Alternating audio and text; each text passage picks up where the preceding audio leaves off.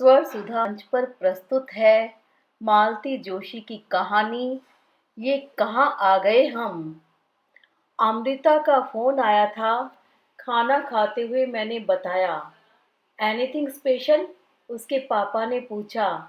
हाँ, स्पेशल ही समझ लीजिए। कल हफ्ते भर के लिए जापान जा रही है। जापान जा रही है? बच्चों को छोड़कर? इनके स्वर में घोर आश्चर्य था।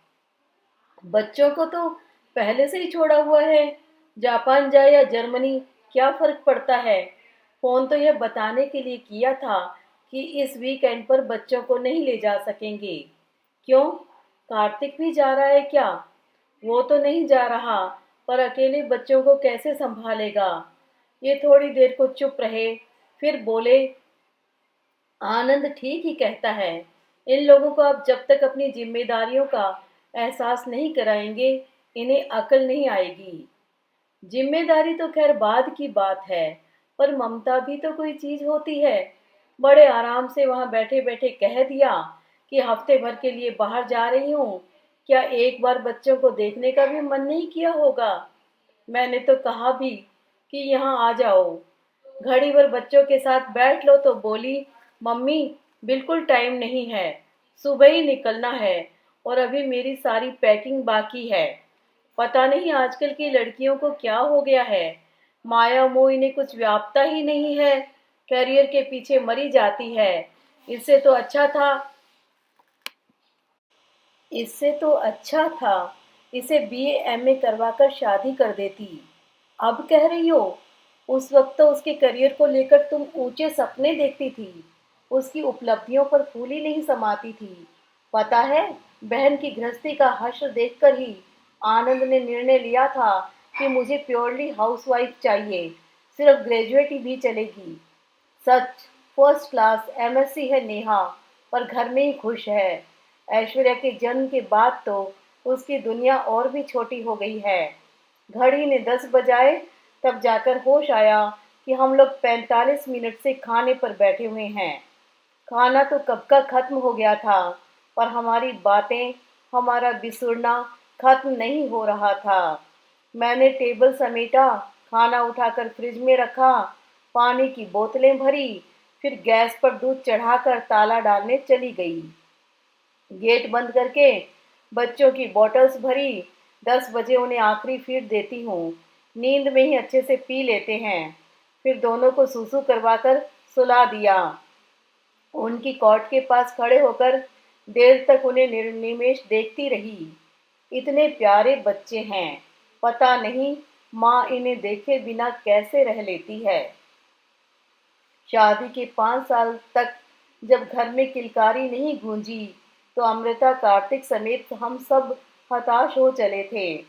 फिर मैंने ही पहल की और उसे लेकर पता नहीं कितने डॉक्टरों की खाक छानी, कितना महंगा इलाज करवाया, कितनी मनौतियां मानी, तब जाकर भगवान ने यह सौगात दी थी। जब पहली बार सोनोग्राफी में पता चला कि ट्विंस हैं, तो मुझे बहुत चिंता हो गई थी। एक बच्चा पालना ही आफत है। नौकरी के साथ यह लड़की दो दो बच्चों को कैसे संभालेगी। उन दिनों उसकी सास भी बड़ी बहू की दूसरी जच्ची के लिए अमेरिका गई हुई थी। तब यह पता नहीं था कि बच्चे तो मुझे पालने हैं। अमृता को कोई फर्क नहीं पड़ेगा, उसने तो 1 महीने बाद ही ऊपर का दूध शुरू कर दिया था। मैंने भी सोचा, ठीक है, 2 महीने बाद उसे ऑफिस जाना पड़ेगा, बच्चों को फीड कैसे करा पाएगी।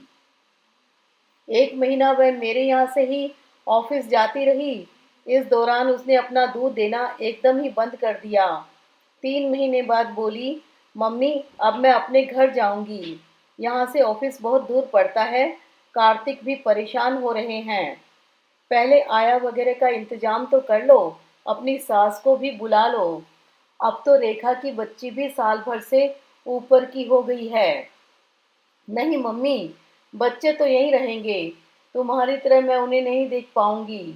यहाँ रहेंगे तो मैं निश्चिंत रहूंगी, वीकेंड पर हम लोग आ जाया करेंगे। मैंने सोचा, अपने बच्चे कौन इस तरह छोड़ता है, महीने 2 महीने में खुद ही आकर ले जाएगी। पर कहाँ, बच्चे 2 साल के हो चले हैं, पर वही साप्ताहिक कार्यक्रम चल रहा है। हाँ, कार्तिक की जिद पर एक फर्क जरूर हुआ है। पहली सालगिरह के बाद अब बच्चे वीकेंड पर अपने घर जाने लगे हैं। अमृता इस पर बहुत बौखलाई थी। बोली, इस सन की सोल्जर को मेरा आराम खटक रहा है। यह नहीं सोचते कि 5 दिन दफ्तर में खटती रहती हूँ, या तुम्हारे पास आकर ही मुझे आराम मिलता था, अब वह भी हवा हो गया। कार्तिक बोला, अपने आराम की ही सोचती रहोगी, जरा मम्मी के लिए भी तो सोचो। ये उनकी उम्र है बच्चे पालने की, उन्हें हफ्ते में 2 दिन का ब्रेक तो दो। कार्तिक शुरू से इस व्यवस्था के खिलाफ था। हर हफ्ते ससुराल में आकर टिकना उसे अच्छा नहीं लगता था। बच्चों का मोह न होता तो शायद वह आता भी नहीं। जिस दिन पहली बार बच्चे अपने माँ बाप के साथ घर गए, मुझे लगा था मैं उनकी याद में रात भर सो नहीं पाऊंगी। पर उस रात मैं इतनी गहरी नींद सोई जैसे बरसों की जागी हूँ। अमृता कार्तिक वीकेंड पर आते भी थे तो बच्चों को मुझे ही देखना पड़ता था। वे लोग बस उनके साथ खेलते रहते थे। बच्चों के काम के साथ मुझे बेटी दामाद के खाने पीने का सरंजाम भी करना पड़ता था। कल को उन्हें ऐसा न लगे कि हमेशा आने से हमारा मान कम हो गया है, मम्मी बोर हो गई हैं। शायद इसीलिए उस रात मैं सारी चिंताओं से मुक्त होकर घोड़े बेचकर सोई थी। कार्तिक ठीक कहता है, अब मेरी उम्र बच्चे पालने की नहीं है। जब अपने बच्चे पालते हैं तो शरीर में शक्ति होती है, मन में उमंग होती है। नाती पोतों को थोड़ी देर को खिलाना और बात है, पर माँ बनकर पालना बहुत मुश्किल है। यह मुश्किल काम मैं साल भर से कर रही थी। एक नहीं, दो दो बच्चों की सार संभाल कर रही थी, इसलिए बेहद थक गई थी। अब तो ये हाल है कि सोमवार से ही शुक्रवार की प्रतीक्षा करने लगती हूँ। उन 2 रातों की नींद और 2 दिनों का आराम मेरे लिए बहुत महत्वपूर्ण हो गया है।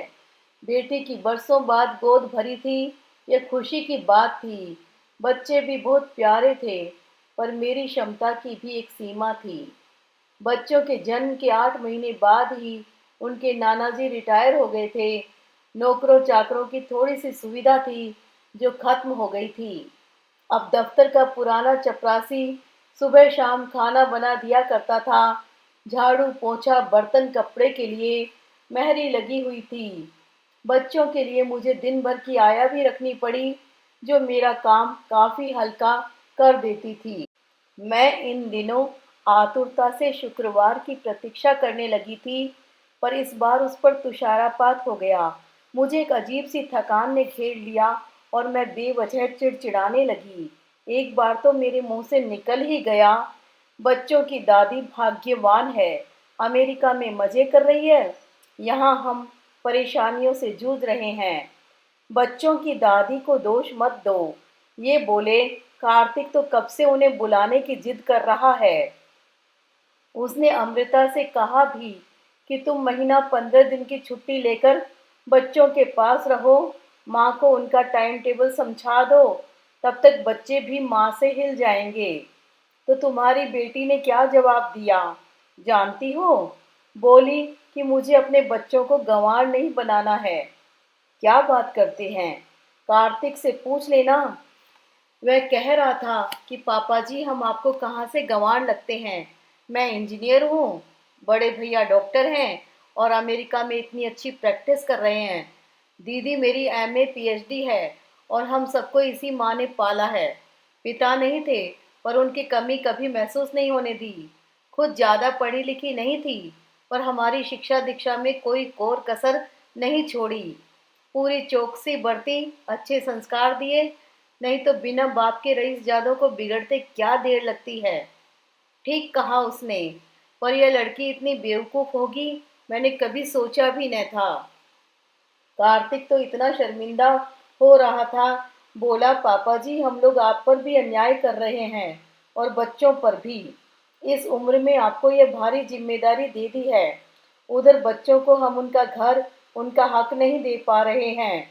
अपने लवकुश को देखने के लिए माँ अलग फड़फड़ा रही है, पर क्या करूं, अमृता की जिद के आगे मजबूर हूं। सच, अमृता पर इतना गुस्सा आया कि सामने होती तो मैं उसकी अच्छी खबर लेती। गुरुवार की सुबह निकलने से पहले उसका फ़ोन आ गया, फिर मुंबई पहुंचने पर भी आया।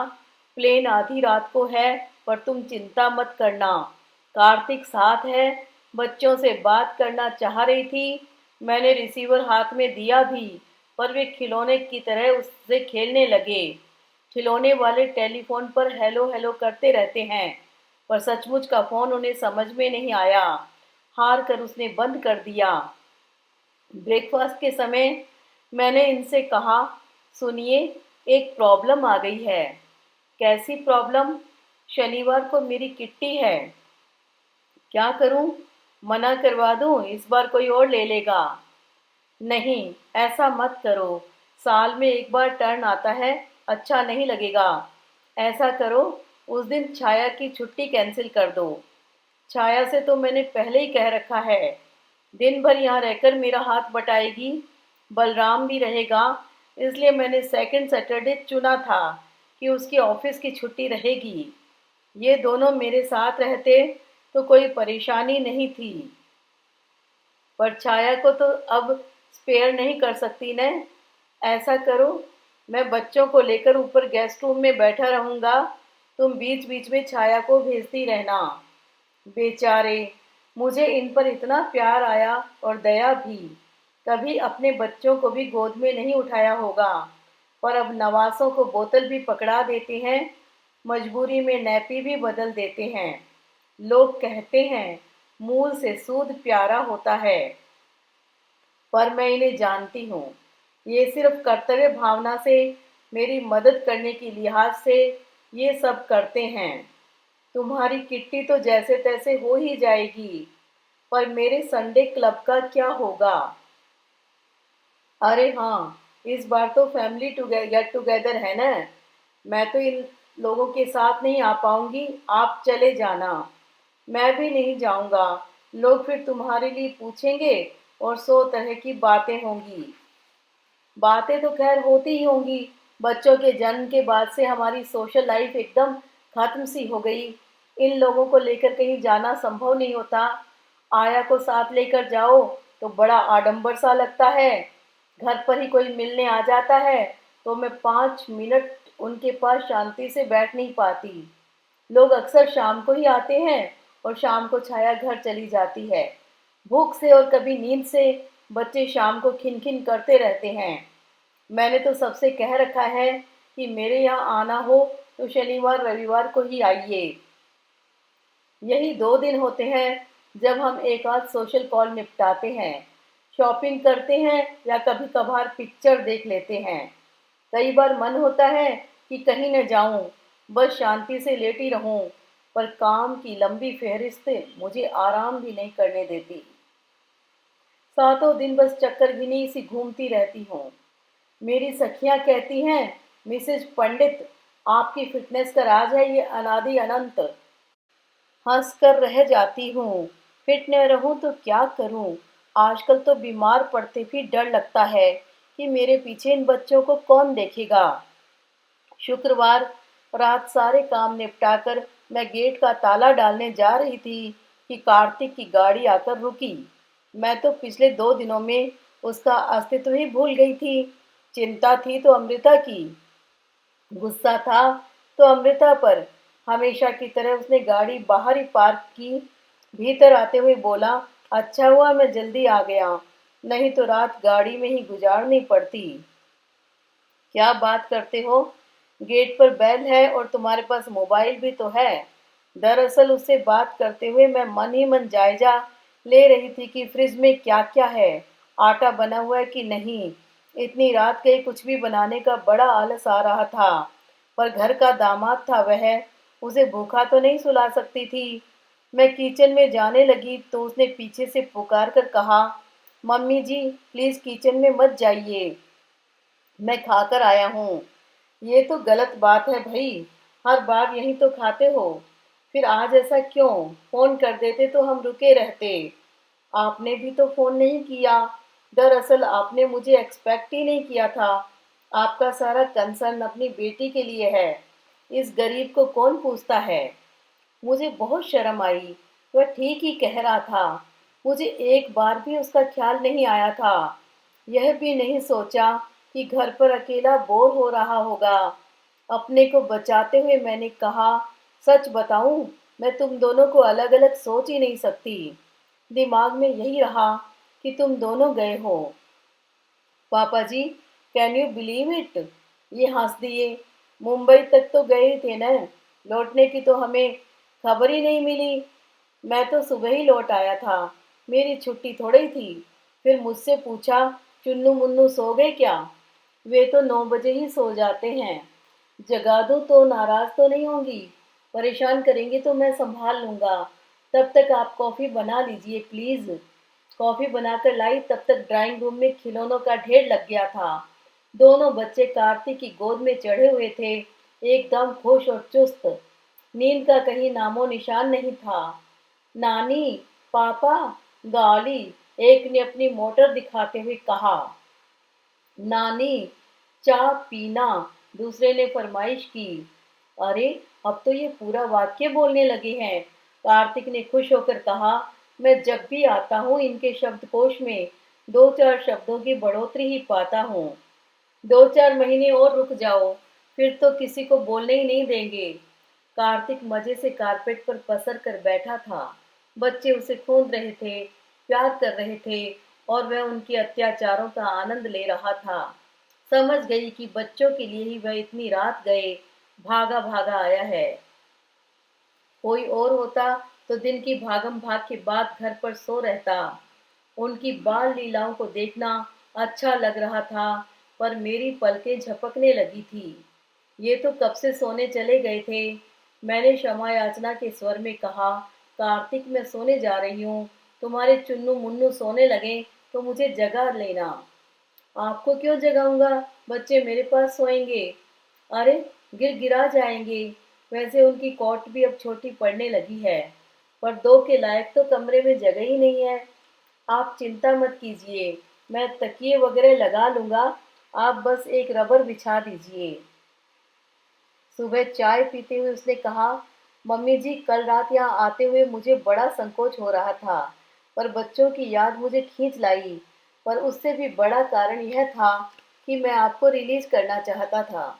मुझे मालूम है आपके पास यही 2 दिन होते हैं जब आप अपना कोई प्रोग्राम बनाती हैं। तो मेरा कहना है, अपनी संकोच अपना प्रोग्राम फॉलो कीजिए। घर की बिल्कुल चिंता मत कीजिए। बाहर के सारे कार्यक्रम निपटा लीजिए। वैसे आज तो कोई बाहर का कार्यक्रम नहीं है, घर पर ही मेरी किट्टी पार्टी है। ससुर जमाई मिलकर इन शैतानों को देख लोगे तो मैं निश्चिंत हो जाऊंगी। इनकी आप चिंता छोड़ दीजिए। मैं और पापा जी इन्हें लेकर पार्क में चले जाएंगे। यहाँ भी कुछ करना हो तो बताइए। आपका ड्राइंग रूम जमा दूँ? चाइनीज के लिए सब्जियां काट दूँ? सलाद का डेकोरेशन कर दूँ? अरे, तुम इन बच्चों को संभाल लोगे, यही बहुत बड़ा काम होगा। पर वह चुप नहीं बैठा। मुझसे अलमारी की चाबी लेकर उसने ड्राइंग रूम का कायाकल्प कर दिया। पर्दे, कुशन, कवर्स, टेबल क्लॉथ सब बदल डाले। 2-3 तरह से गुलदान सजा दिए। घर भर की कुर्सियां लाकर करीने से जमा दी। पीतल के शो पीसेस को ब्रासों से चमका दिया। शीशे की अलमारियों को कॉलिन से साफ किया। किताबें तरतीब से जमा दी। मैंने देखा तो मजा आ गया। इतनी मदद तो कभी अमृता के पापा ने भी नहीं की। मैंने कहा, अमृता ने की थी? इस प्रश्न का मेरे पास कोई उत्तर नहीं था। ड्राइंग रूम से फुर्सत पाकर उसने क्रॉकरी का मुआयना किया। प्लेटें, चम्मच गीले कपड़े से पोंछकर टेबल पर जमा दिए। एक छोटी मेज पर गिलासों का एक खूबसूरत फॉर्मेशन बनाया। 2 धूपदानों में सुगंधित अगरबत्तियां खोस दी। वॉश मशीन पर नए नैपकिन्स लटकाए। साबुदानी का साबुन बदला। मैं तो हैरान थी। कार्तिक, तुम्हें तो लड़की पैदा होना था। वह हंस दिया। माँ के साथ करवाता रहा हूँ न। दीदी की शादी के बाद घर में हम दोनों भूतनाथ ही थे। फिर बड़े भैया भी पढ़ने बाहर चले गए, इसलिए मैं सब सीख गया। सीखना ही पड़ा। 4 बजे बच्चे बच्चों के पापा और नाना बाहर चले गए। मेरे लिए कोई टेंशन नहीं रहा। मेरी पार्टी बहुत शानदार तरीके से संपन्न हो गई। यूँ तो इन्होंने आश्वासन दिया था कि बच्चों की चिंता मत करो, मैं संभाल लूँगा, पर मुझे इन पर भरोसा नहीं था। कार्तिक के आने से मैं एकदम निश्चिंत हो गई। शाम को लौटते ही उसने कहा, मम्मी जी रात के खाने का कोई झंझट मत कीजिए। आपकी किट्टी का थोड़ा प्रसाद तो होगा ही, बाकी हम ले आए हैं, अब आप एकदम आराम कीजिए। सच, इतना आराम तो मुझे बरसों से नहीं मिला था। कार्तिक ने घर समेटने में भी मेरी बहुत मदद की। सोने से पहले घर अपनी पूर्व स्थिति में था। दूसरे दिन सुबह उसने फिर कहा, आप लोगों का जो भी प्रोग्राम हो, आप कीजिए, घर की चिंता मत कीजिए। प्रोग्राम तो ऐसा कुछ नहीं है, शाम को क्लब में फैमिली गैदरिंग है, तुम भी चलो न। न मम्मी जी, वहाँ मैं बोर हो जाऊंगा, और बच्चे साथ रहे तो आप भी एंजॉय नहीं कर पाएंगी। हम तीनों घर पर ही मस्ती करेंगे, क्यों चुन्नू, ठीक है न? सो तो देख ही रही हूँ, तुम तीनों को अब चौथे की जरूरत ही कहाँ है। इन शैतानों को देखो, कल से तुम्हारे आसपास ही मंडरा रहे हैं। नानी को तो जैसे भूल ही गए हैं। नानी से तो रोज ही मिलते हैं, पापा से तो पूरे हफ्ते बाद मुलाकात होती है। मुन्नू, मैं ठीक कह रहा हूँ न? हफ्ते भर बाद मिलते हैं, फिर भी बच्चे तुमसे कितना हिले हुए हैं। खून की कशिश इसी को तो कहते हैं। खैर वो कशिश तो होगी ही, पर असल बात यह है कि वहाँ भी वे ज्यादातर मेरे ही पास रहते हैं, इसलिए दोस्ती गहरी है। क्यों, मम्मी से नहीं पड़ती क्या? अब आप तो अमृता को जानती हैं, उसमें पेशेंस जरा भी नहीं है। अब बच्चे कोई चाबी वाला खिलौना तो है नहीं, उनका अपना मूड होता है, अपनी ज़रूरतें होती हैं, पर अमृता इन बातों को समझती नहीं है, बहुत जल्दी इरिटेट हो जाती है। वैसे पिछले दिनों ऑफिस में वर्कलोड भी ज़्यादा था, इसलिए थक भी जाती थी। अच्छा है, इस टूर के बहाने 8 दिन अकेले रह लेगी तो थोड़ा रिलैक्स हो जाएगी। जानती हैं, आज दिन में 3 बार फोन करके इन लोगों के हालचाल पूछती रही है। मैंने मन में कहा, अमृता, तुम नहीं जानती कि तुम कितनी भाग्यवान हो। ऐसा समझदार और संवेदनशील पति हर किसी को नसीब नहीं होता। क्लब का परिवार सम्मेलन हमेशा की तरह खुशी भी दे गया और उदास भी कर गया। झा साहब को एक कोने में अकेले चुपचाप बैठे देखा तो बरबस मिसेज झा का हंसता हुआ चेहरा याद आ गया। देश पांडे लोग बहुत बुझे बुझे से लगे। दूसरा बेटा भी ऑस्ट्रेलिया चला गया है, बच्चे माँ बाप को भी वहीं बुला रहे हैं, पर इन लोगों ने साफ कह दिया है कि जब तक दोनों साथ हैं कहीं नहीं जाएंगे। बाद में जो अकेला बचेगा उसे ले जाना। मिसेज मलकानी यूएसए से बहू की डिलीवरी करवाकर लौटी है, पोता पाकर बहुत खुश थी। सक्सेना लोग बेटे बहू को लेकर आए थे। नई नवेली सजीली शर्मीली बहू को देखकर आंखें जुड़ा गई। मिसेज अवस्थी बेटी दामाद के साथ आई थी। अवस्थी जी के जाने के बाद पहली बार क्लब आई थी। जानकर अच्छा लगा कि वे धीरे धीरे नॉर्मल होने की कोशिश कर रही हैं। लौटते समय मन इसी तरह हर्ष विषाद में ऊब डूब हो रहा था। मैं अनवरत बोले जा रही थी, ये हमेशा की तरह चुप थे। पता नहीं मुझे सुन भी रहे थे या नहीं। भगवान सोच समझकर ही जोड़े बनाता है। दोनों ही बोलने वाले हुए तो दीवारों के भी कान फट जाएंगे, और दोनों ही मौन व्रती हुए तो घर में सन्नाटा खिंच जाएगा।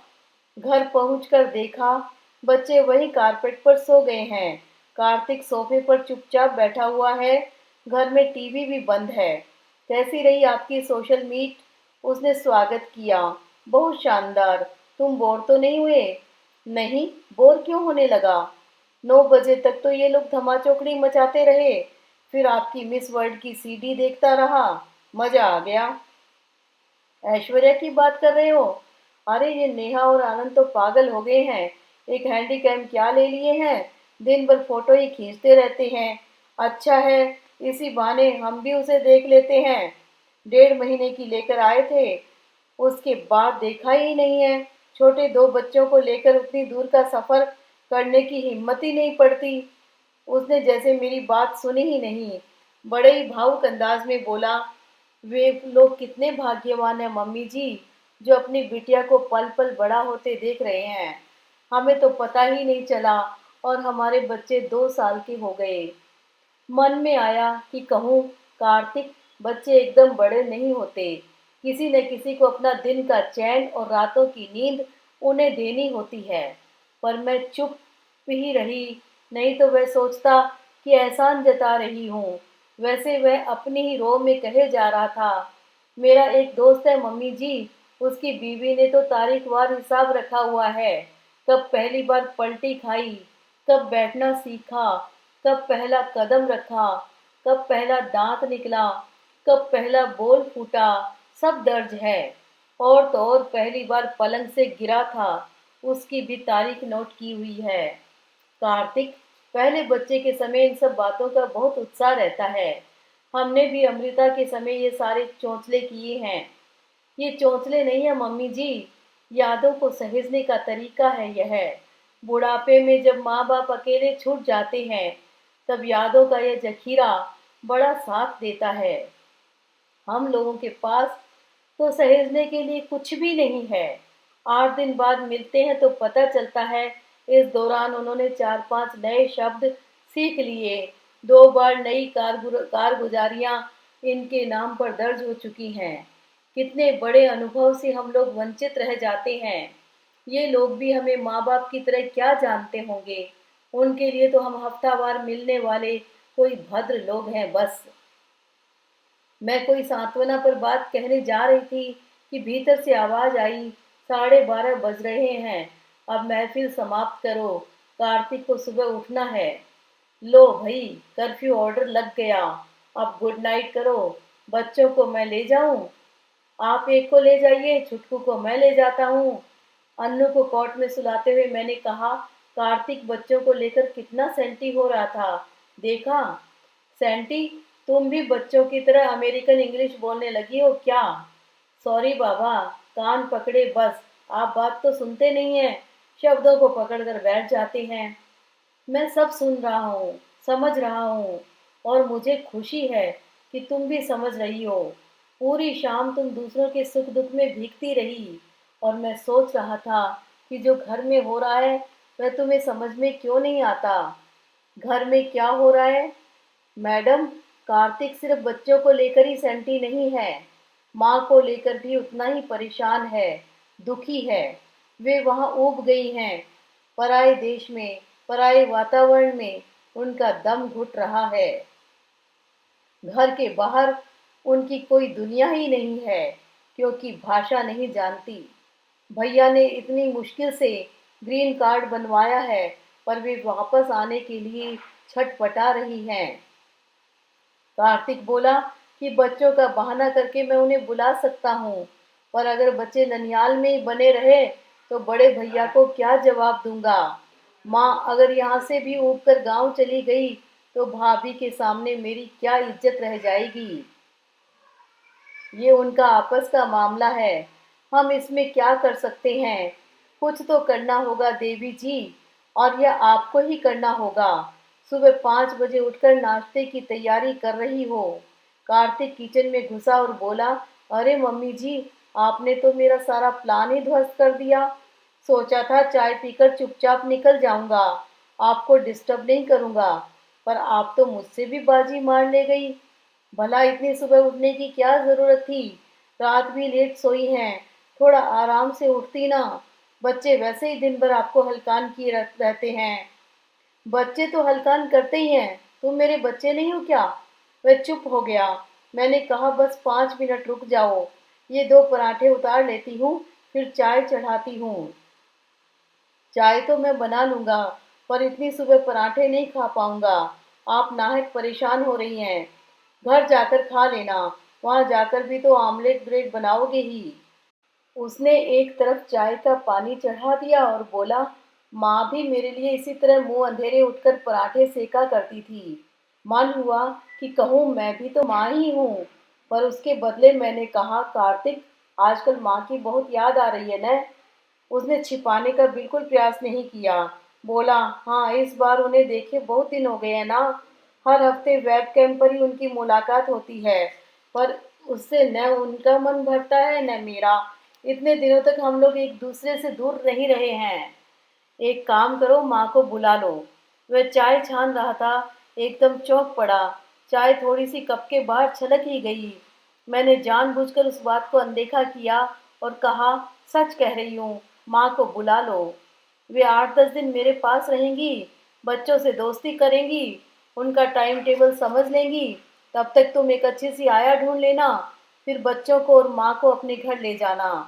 वह कुछ देर तक इस प्रस्ताव पर सोचता रहा, फिर सूखी हंसी हंसकर बोला, लेकिन बिल्ली के गले में घंटा कौन बांधेगा? वह मुझ पर छोड़ दो। तुम्हें अपने ऊपर विश्वास है न? फिर चिंता छोड़ दो।